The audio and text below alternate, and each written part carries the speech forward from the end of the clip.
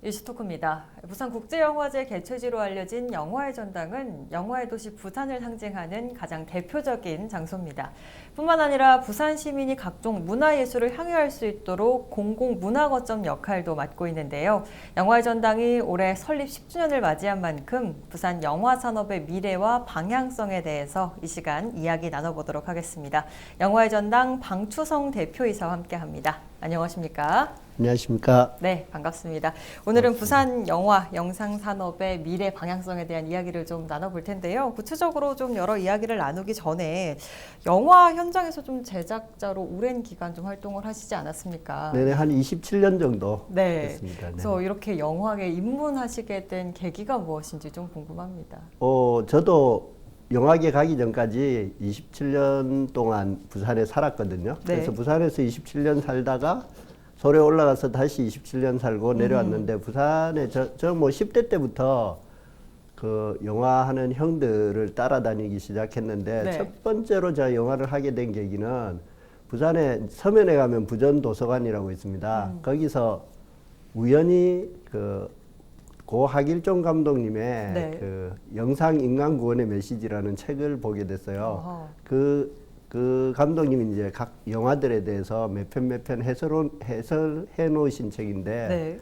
그 책에서 너무 큰 느낌을 받아갖고 그 책에 나오는 이제 영화들을 여기저기 찾아보다가 부산에 있는 경성대 앞에 그때 프랑스 문화원이 있었거든요. 네. 그 프랑스 문화원에 가게 되고 거기서 영화들 보면서 이제 지금 영화진흥위원회 위원장이신 오석근 감독님이나 부산영화제 만드셨던 지금 돌아가셨지만 김지석 프로그래머님, 이용관 교수님 이런 분들을 이제 어릴 때부터 네. 뵙게 돼서 이제 영화 공부하기 위해서 영화과에 들어가게 됨으로써 이제 본격적인 영화 공부를 시작하게 된 것 같습니다. 네. 영화의 전당 같은 경우는 2011년에 설립이 돼서 어느덧 10주년이 됐습니다. 지난 10년간 영화의 전당이 걸어온 길을 쭉 봤을 때 어떻게 좀 평가를 하시고 어떻게 생각을 하시는지 궁금합니다. 네, 뭐 아시다시피 영화의 전당이 만들어지게 된 것도 우여곡절이 되게 많았습니다. 네네. 원래 부산국제영화제가 이제 처음에 수영만에서 열리면서 남포동에서 시작해서 이제 수영만으로 옮겨왔는데 이게 전용관이 없다 이런 문제들이 계속 나왔고 네네. 한 2001년부터 이제 전용관 만들어야 된다 이런 이야기들 하고 선거 공약으로도 하고 뭐 네. 그런 일들이 계속 있었는데 뭐 그런 우여곡절 끝에 10년 만에 이제 2011년에 완공이 되게 됐어요. 네. 근데 원래 예상했던 것보다 이제 돈도 되게 많이 들어가고 뭐 거의 1,700억 가까운 돈이 이제 사용됐으니까 네. 그렇게 해서 이제 우여곡절 끝에 이제 개관을 했는데 뭐 개관하고 나서는 거의 폭발적인 인기를 얻게 돼서 뭐 저희가 뭐 부산의 최고 히트 10대 상품의 1위로도 선정됐고 네. 저희 큰 지붕 빅루프는 기네스북에 맞습니다. 이제 가장 큰 이게 웹팔보라고 하죠. 한쪽 기둥만 있는 네네. 지붕 중에 세계에서 제일 큰 지붕으로 또 등재되기도 하고 그리고 뭐 탐 크루즈 같은 또 유명한 분들이 자기 영화 홍보하기 위해서 또 영화의 전당 찾기도 하고 이제 그런 일들이 많이 있었는데요. 네. 뭐 사실은 그런 특별한 이벤트들도 있지만 저희가 일상적으로 늘 좋은 영화들 절대 서울에서도 볼 수 없고 어디서도 볼 수 없는 우리가 엄선한 네. 좋은 영화들을 늘 상영하고 있다라는 게 정말 부산 시민들을 위해서 저도 서울에 있을 때 그게 가장 큰 축복이다. 나도 영화의 전당 같은 게 서울에 있었으면 좋겠다. 그런 생각을 늘 했었거든요. 네. 이제 그런 것들이 있고 근데 뭐 저희가 사실은 이제까지 10년이 그 과정이었다면 앞으로 10년은 이제 좀 뭐 지금 코로나19도 있고 그렇지만 변화가 필요한 시기인 것 같아요. 네. 그래서 저희는 이제 올 한 해를 앞으로의 이제 앞으로 10년을 위한 그런 도약과 성장을 위한 준비 기간 이렇게 이제 잡고 좀 내실 있게 준비하려고 하고 있습니다. 네, 말씀해주신 것처럼 영화의 전당이 뭐 설립되기까지 개관되기까지는 좀 오랜 시간이 걸렸지만 개관되고 나서 사실 부산하면 영화의 전당을 꼭 가볼 만한 곳 중 한 곳으로 꼽지 않습니까? 네네. 네, 랜드마크로서 잘 진행이 되고 있는 것 같다라는 생각이 드는데 부산하면 또 영화 영상의 도시입니다. 이 영화 영상의 도시 부산에서 영화의 전당의 역할은 무엇이라고 생각을 하십니까? 뭐 저희가 뭐 사실 많은 준비들을 했고 또 뭐 여러 가지 다양한 영화들 그리고 다양한 공연 뭐 또 다양한 전시 뭐 마이스 행사 등등해서 정말 많은 일들을 이제 늘 하고 있는데 네. 아무래도 뭐 영화의 전당이 가지는 가장 큰 의미는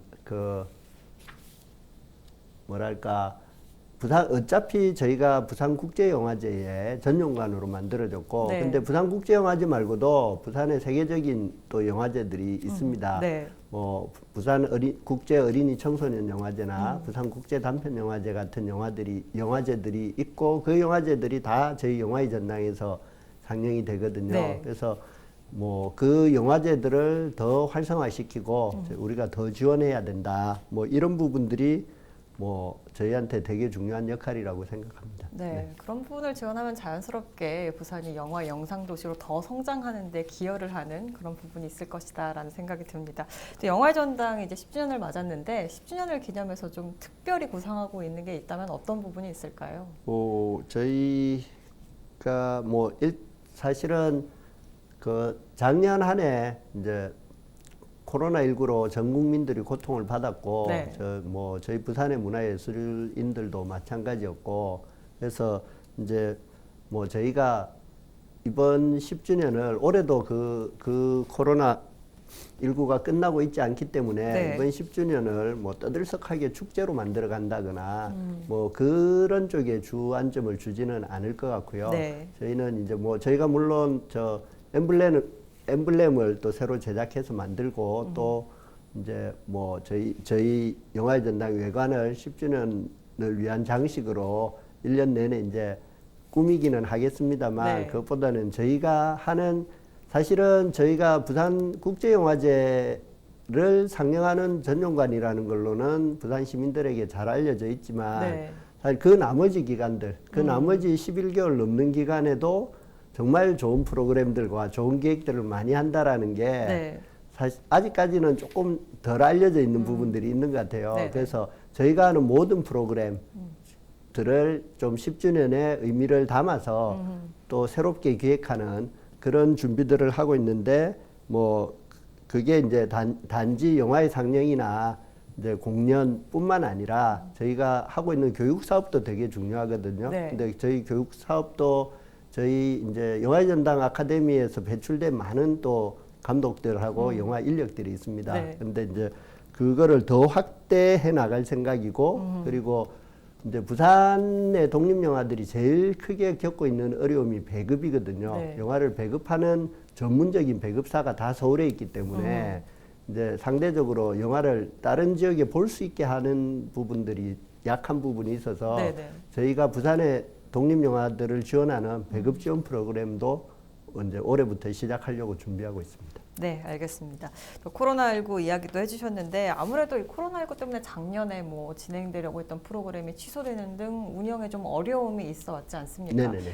아직 코로나 시대가 끝나지 않은 만큼 올해는 좀 어떻게 이 부분에 대해서 대응을 할 계획인지 말씀 부탁드립니다. 예, 저희도 뭐 사실 작년 초반에 너무 좋은 분위기, 봉준호 감독이 대표적인 영화제, 할리우드의 영화제인 이제 아카데미에서 제일 중요한 상을 4개나 타고 그렇죠. 뭐 또 저희 영화의 전당 내부에서는 저희가 처음에 이제 기획했던 공연들이 전부 다 이제 예매를 열자마자 다 매진이 되는 뭐 그런 좋은 분위기에서 출발했다가 네. 그게 한 달도 못 가서 2월부터 이제 코로나19에 이제 타격을 맞아갖고 그래서 되게 힘든 시기를 보냈는데요. 네.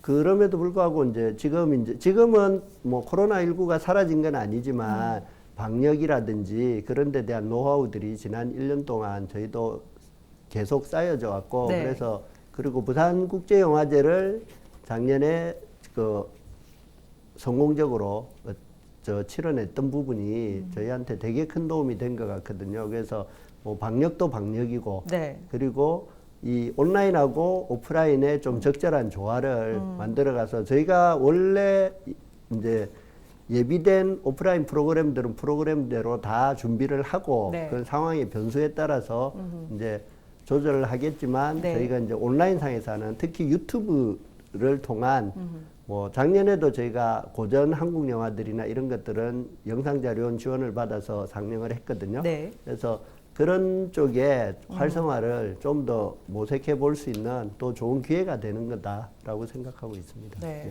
온라인 부분도 말씀을 해주신 김에 여쭤보겠습니다. 아무래도 코로나 때문에 뭐 대면이나 접촉이 어렵기 때문에 많은 유명한 영화제들이 좀 작년 한 해는 온라인을 많이 활용을 했습니다. 이 온라인 영화제에 대해 그래도 좀 분분한 의견이 많은데요. 관련해서 어떻게 생각을 하십니까? 네, 사실 작년에 이제 5월에 미넨 국제 다큐멘터리 영화제가 열렸는데 네. 완전히 풀 온라인으로 열려갖고 되게 성공적으로 했다. 온라인 GV까지. 그 이제 그런 평가를 들었는데 그곳 집행위원장님께서도 그 성공적인 영화제에도 불구하고 역시 영화제는 이 관객과의 만남이 중요하다. 네. 이 직접적인 체험이 중요하다라는 말씀을 하셨고 네. 저도 뭐 그 생각에 동의를 합니다. 영화제는 영화 상영을 위한 기간일 뿐만 아니라 축제이기 때문에. 네. 근데 이제 그런 면에서 볼 때 작년에 이제 부산국제영화제가 시도했던 그 시도가 되게 성공적이었다고 생각하는데요. 영화 상영을 100% 오프라인으로 하면서 그 관객과의 만남을 온라인으로 중계하는 이제 그런 두 가지 온라인과 오프라인을 같이 가는 그런 전략을 취했는데 그러므로 해서 근데 그게 호응이 너무 좋았어요. 그렇죠. 그래서 전 세계의 유명한 작가나 감독님이나 배우들이 호응해서 GV에 참석해 주셨고 네네. 새벽에 일어나서 우리하고 시간이 틀리시니까 네. 새벽에 일어나서 뭐 정말 잠이 덜 깬 얼굴로도 해주시고 그 반응도 너무너무 좋았기 때문에 이런 위기가 이 오프라인 행사에 온라인이라는 개념을 어떻게 접목시키는가에 대한 새로운 실험이 됐고 거기서 성공함으로써 또 하나의 새로운 비전을 보여주는 그런 좋은 기회들이 된 것 같습니다. 네, 만남이 중요한 게 영화제이기도 하지만 말씀해주신 것처럼 그렇게 온라인을 통해서 정말 공간의 제약 없이 만날 수 있는 그런 부분도 있으니까 어떻게 접목하고 꾸려 나가느냐가 또 중요한 키가 될 것 같습니다. 네. 또 코로나19 때문에 뭐 극장을 찾는 관객 수도 많이 줄었고 이 OTT 플랫폼이 확대가 되면서 영화 산업 전반에도 좀 변화의 바람이 불고 있다라는 생각이 듭니다. 향후 이 영화 산업의 미래는 좀 어떻게 보고 계십니까? 사실 그 OTT의 이제 활약은 뭐 넷플릭스로부터 시작됐지만 그 코로나19 훨씬 이전부터 있었거든요. 네. 넷플릭스가 이제 코로나19가 있기도 훨씬 전에 이미 자기들은 극장에서 개봉하지 않는 영화를 만들겠다. 네. 그래서 유수의 감독들 뭐 봉준호 감독의 옥자라든지 마틴 스콜세즈 감독의 아이리시맨 뭐 그다음에 알폰소 쿠아론 감독의 로마 뭐 이런 영화들을 그러니까 극장에 개봉하는 영화들보다 훨씬 돈이 많이 들고 네. 또 퀄리티도 훨씬 높고 예술성도 높은 영화들을 만들기 시작하면서 이제 극장 관계자들한테 엄청난 혼란을 주고 있을 무렵에 이 그 코로나19가 터지고 네. 그러면서 이것이 정말로 그 기획에 대해서 반신반의하던 사람들조차도 이것이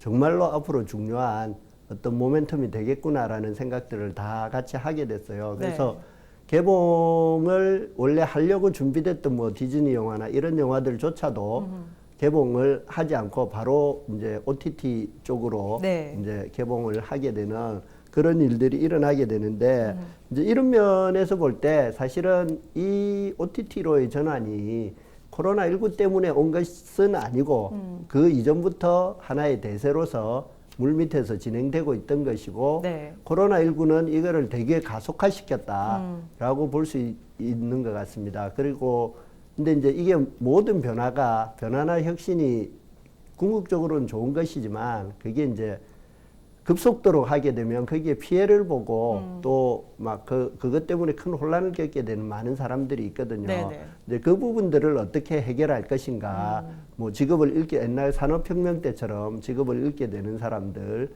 뭐 이런 사람들 문제 이런 것들을 어떻게 효과적으로 대처해 나갈 것인가라는 것들도 되게 중요한 변화가 될 거고요. 네. 근데 뭐 이런 변화가 미래 영화 산업을 위해서는 되게 중요하고 긍정적인 효과를 갖고 올 거다라는 것들은 저는 뭐 의심의 여지가 없다고 생각합니다. 이 방향으로 가야 되고 다만 그게 가지는 문제점들을 우리가 잘 해결해 나가기 위해서 서로 연구하고 노력해야 된다고 생각합니다. 대처 방안들이 강구하는 것들이 중요하다라는 네네네. 말씀을 해주셨습니다.